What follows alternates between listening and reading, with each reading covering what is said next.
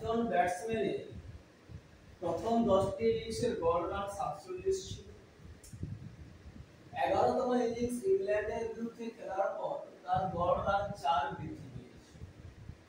তবে ব্যাটসম্যানটি 11তম ইনিংসে কত রান করেছেন নিম্নলিখিত। ব্যাপারটা কি কম, একজন ব্যাটসম্যান আছেন যিনি প্রথম 10টা ইনিংস খেলে গড় রান করেছেন 47, ঠিক আছে। তারপরে কি হয়েছে, উনি ইংল্যান্ডের বিরুদ্ধে 11তম ইনিংস খেললেন, খেলার পরে কি হলো, ওনার গড় রান 4 বৃদ্ধি পেয়ে গেল। এখন প্রশ্ন করেছে তাহলে উনি 11তম ইনিংসে কত রান করেছেন।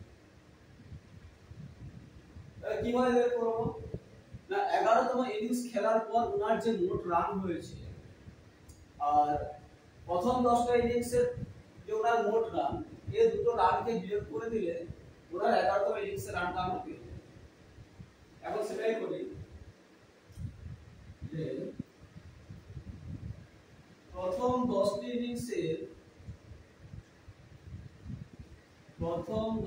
ইনিংসের গড় রান কত, 47।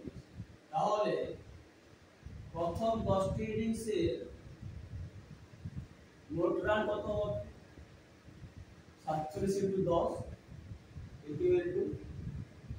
470।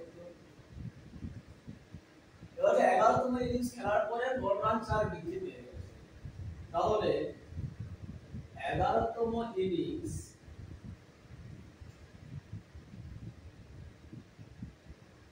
খেলার পর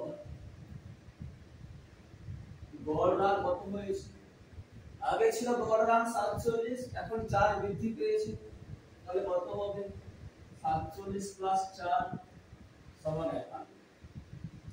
তবে 11তম ইনিংস খেলার পর ওনার মোট রান কত হবে,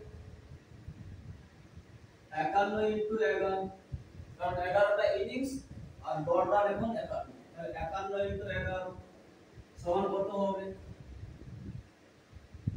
561।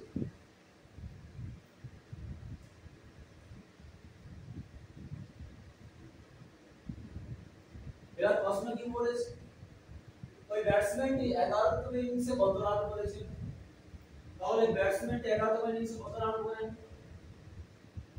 ব্যাটসম্যানটি 11তম ইনিংসে করেন, 11তম ইনিংসের পরে যে মোট রান 561 মাইনাস প্রথম 10টা ইনিংসের যে মোট রান 400,